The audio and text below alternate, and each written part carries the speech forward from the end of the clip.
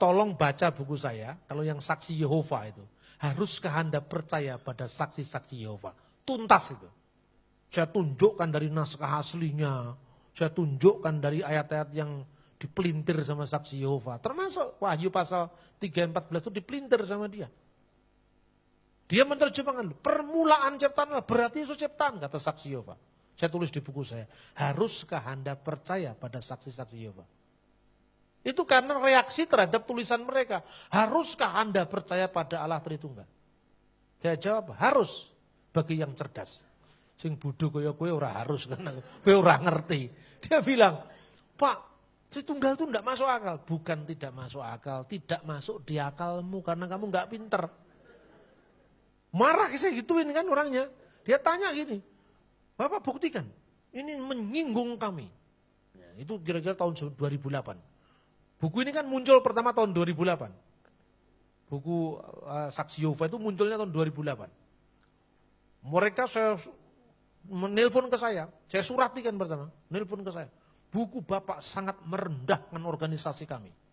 Karena saya katakan bahasanya itu bodoh, kurang cerdas, kurang data itu loh. Selama ini kan orang-orang kesana kan nggak punya bahasa kayak gitu. Saya sampai ditegur salah seorang hamba Tuhan senior, Pak Bambang. Apa tidak ada kata yang lebih halus daripada kata goblok Pak? Tidak ada loh Pak, saya sudah cari itu tidak ada. Itu paling tepat itu. Nah, tapi saya nggak berani ngelawan hamba Tuhan yang lebih tua dari saya nggak berani. Cuma saya guyoni saja. Kalau misalnya itu bahasanya santun kan lebih baik Pak. Santun kalau untuk orang lain Pak. Untuk kelompok yang satu ini, spesies yang satu ini. Nggak bisa santun Pak, spesies yang satu ini. Karena apa? Orang itu kalau merasa tahu, terus Anda katakan sesat, itu enggak mempan. Coba Anda ngomong saksi Yehova itu sesat. Teman saya ini Pak Anton, orangnya di Wagir sana. Orangnya itu memang ya pejabat pemerintah tapi agak kusro. Dia dikunjungi saksi Yehova, diajak diskusi Alkitab, tapi dia enggak punya bahan. Terus dia ngomong gini, Pak ada Alkitab. Dia marah, ada. Diambilkan Alkitab bahasa Madura. Jadi kalau dikatakan perintah Tuhan yang pertama parentahna Gusti Allah kasetong. Kan nggak bisa dia ngomongnya. Nggak bisa Pak, ya sudah punya saya cuma itu katanya. Pulang, pikirannya udah selesai dia. Nggak beberapa lama ini dia datang bawa temennya. Bawain Alkitab.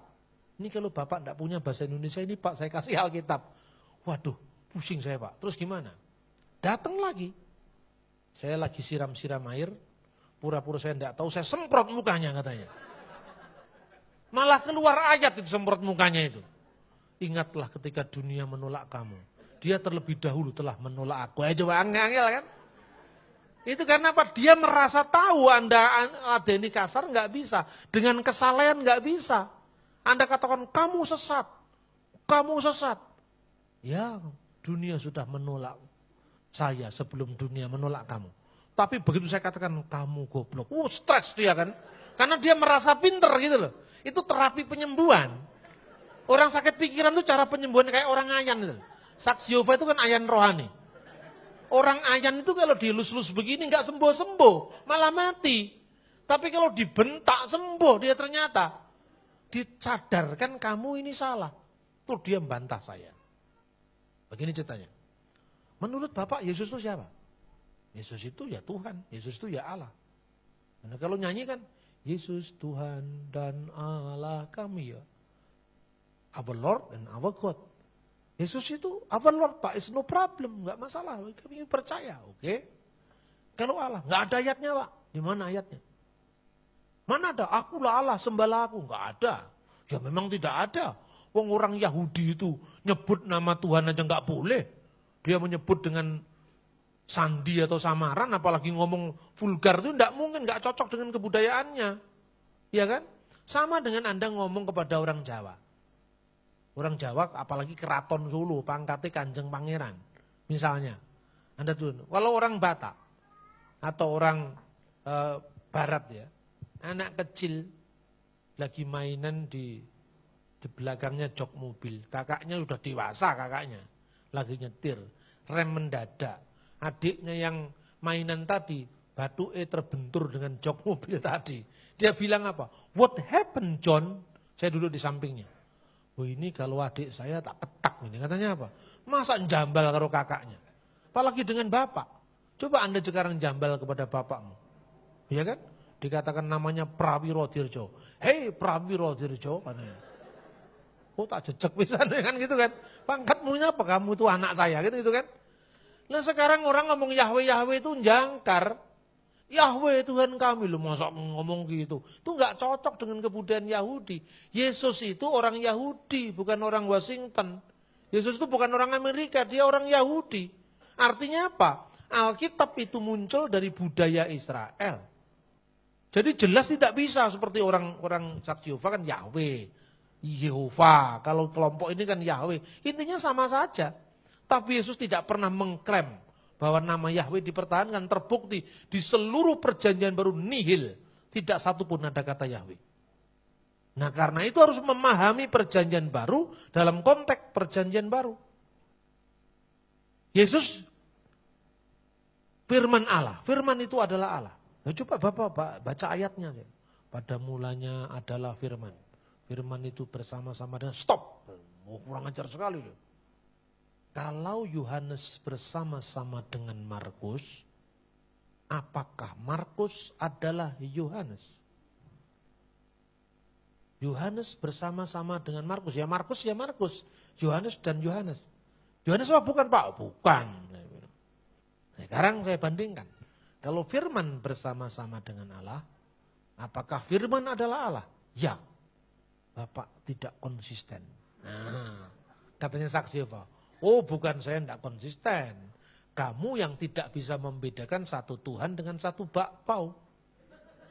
Nah kok bisa Pak? Loh jelas toh. Sekarang kalau katakan benda A bersama benda B bersama-sama A bukan B. Sekarang kalau saya katakan roh saya bersama-sama dengan saya. Apakah roh saya bukan saya? Loh kok gitu Pak? Lah yang kowe bodoh masalahnya. Salah kalau kamu perumpamaannya salah. Nih kurang jelas lagi. 3 bakpao diambil 1 bakpao tinggal berapa? Tinggal 2 Pak. Itu karena bilangan. Sekarang saya mau tanya. Keahlian bikin bakpao diajarkan pada 100 ibu. Yang akhirnya 100 ibu ini pinter bikin bakpao. Setelah diajari ilmu bakpaologi. Pertanyaannya. Setelah ilmumu diajarkan pada 100 ibu, apakah ilmumu berkurang 100? Tidak Pak, kenapa kok tidak berkurang? Karena ilmu itu bukan sesuatu yang bersifat fisik. Kan gitu kan? Yohanes bersama-sama dengan Markus. Ya Yohanes jelas bukan Markus. Karena gundulnya Yohanes, gundulnya Markus, endasmu itu kan terpisah satu sama lain. Benar apa tidak? Ini logikanya tidak jalan gitu loh. Saya berikan contoh sekarang. Innallaha ma'asobirin, kata saudara muslim. Allah beserta dengan orang-orang yang sabar. Hitung berapa jumlah orang yang sabar di kota Malang. Oh banyak Pak, 5.000, 10.000. Itu berarti di 10.000 tempat yang berbeda, pada jam saat yang sama, Tuhan yang satu bersama dengan 10.000 orang di 10.000 tempat yang berbeda-beda. Opo Gusti Allah jadi 10.000. Loh enggak Pak, tidak ada mustahil bagi Allah. Lambimu yang ngomong. Kalau tadi Tritunggal kamu ngomong katanya enggak masuk akal. Sekarang ini enggak ada mustahil bagi Allah. Otakmu itu enggak cerdas, harus dibenerin itu cara berpikirnya. Saya bilang begitu. Benar apa tidak? Kalau Anda berdoa, Bapa kami yang di surga. Surga itu alamatnya mana? Kata orang Buddha. Ya kan? Kenapa kita melihat ke atas, menengadah ke atas? Apa surga itu ada di atas? Di mata Tuhan tidak atas, tidak ada bawah. Tuhan itu melampaui ruang, waktu, dan keterbatasan kita. Kalau Tuhan hadir di sini, sekaligus bisa hadir di sana. Karena Allah itu ada di mana-mana. Sekalipun Allah itu satu. Apa pernah Anda berdoa konfirmasi Tuhan? Kenapa doa saya enggak dijawab? Minggu terakhir ini saya sibuk di diaspora. Jadi tolong minggu depan saja jawabannya. Masa itu Tuhan? Tuhan itu maha hadir di mana-mana. Anakku, kenapa aku tidak menjawab doamu? Kamu berdoa menghadap ke timur. Waktu itu saya sedang menghadap ke barat. Jadi saya nggak tahu kalau kamu di belakang saya, masa begitu? Loh Tuhan maha hadir kok diumpamakan dengan gundulnya Yohanes dengan dasnya sampean? Nggak bisa. harus memakai logika metafisika teologia. Meta itu sebalik yang fisik. Jadi Tuhan itu hadir di mana-mana. Jangan membayangkan Tuhan itu seperti benda. Inilah Tritunggal. Begitu juga ketika dia bicara tentang arke. Ini kan permulaan, ini firman Tuhan. Saya kasih informasi pada Anda. Lembaga Alkitab sekarang sudah menerbitkan Alkitab Yunani Indonesia. Beli di Sati. Di sana ada lembaga Alkitab Yunani Indonesia diterbitkan. Sejak tahun 1984 kalau nggak salah. Tapi Alkitab itu tidak pernah laku. Karena orang Kristen itu kalau penting baca Alkitab yang penting artinya. Walaupun tidak tahu aslinya. Ya toh? Ibrani Indonesia itu terbit tahun 2001. 99, 2000. Arab Indonesia terbit tahun 2003. Kebetulan saya sebagai salah satu tim pembacanya. Dari Lembaga Alkitab Indonesia untuk terbitan Arab Indonesia. Itu sudah ada. Koleksi itu di ruang kita masing-masing. Sekalipun Anda tidak ngerti, nanti ke belakangnya aja. Itu ayat Saksi Yehova kan selalu mengatakan naskah aslinya. Kan selalu gitu kan. Anda kutip itu, ada 2 jurus menghadapi Saksi Yehova. 1 jurus pengusiran, 2 jurus penobatan. Nah Anda pilih yang mana? Kalau jurus pengusiran modalnya murah. 110.000 perjanjian baru Yunani Indonesia. Nanti kalau dia sok tahu, menurut ayat Alkitab yang dipakai Lai salah Pak, yang benar mana? Ini Alkitab saya. Dia tunjukkan Alkitab terjemahan dunia baru. New World Translation of the Holy Scriptures. Saya sering menyebut The Bible of Gumbali Mukio. Ini Alkitab ini. Dia menerjemahkan Yohanes 1:1 itu lucu sekali. In the beginning was the Word, and the Word was with God, and the Word was a God. Pada mulanya adalah firman, dan firman itu bersama-sama dengan Allah, dan firman itu suatu Allah huruf kecil. Terus saya katakan, firman itu Allah apa bukan? Bukan Pak, firman itu suatu Allah. Terus suatu Allah itu saya tanya, itu Gusti Allah itu jumlahnya piro? 1 Pak, ya Allah itu Yehuwa. Lah kok Yesus disebut Allah? Mirip Allah Pak, makanya disebut Allah katanya. Ini Saksi Yehova itu ngomong begitu. Nah sekarang oke. Padahal ayat Alkitab mengatakan tidak ada ilah lain kecuali aku. Iya kan? Nah kamu bikin ilah lain lagi. Namanya Allah yang huruf kecil tadi. Nah terus Allah yang huruf kecil itu yang menciptakan siapa? Ya Allah Pak. Allah menciptakan Allah huruf kecil. Iya Pak. Allah menciptakan dengan apa? Maksudnya Bapak apa? Lah bodoh lagi kamu. Allah menciptakan dunia dengan seisinya itu apa? Nggak ngerti kamu, saya bimbing. Baca Mazmur 33:6. Oleh firman Tuhan langit dijadikan. Langit, bumi, laut seisinya. Baik yang kelihatan maupun yang tidak kelihatan. Gunung yang tinggi, laut, samudra, pantai, pohon-pohon, sapi, wedus gembel. Semua diciptakan Tuhan. Termasuk yang tidak kelihatan, jin, setan, peri, perayangan, Gandharwa, tetean, ilu-ilu, banaspati, jerangkong, eklek-eklek, semua diciptakan oleh Tuhan. Lembut-lembut itu ya kan?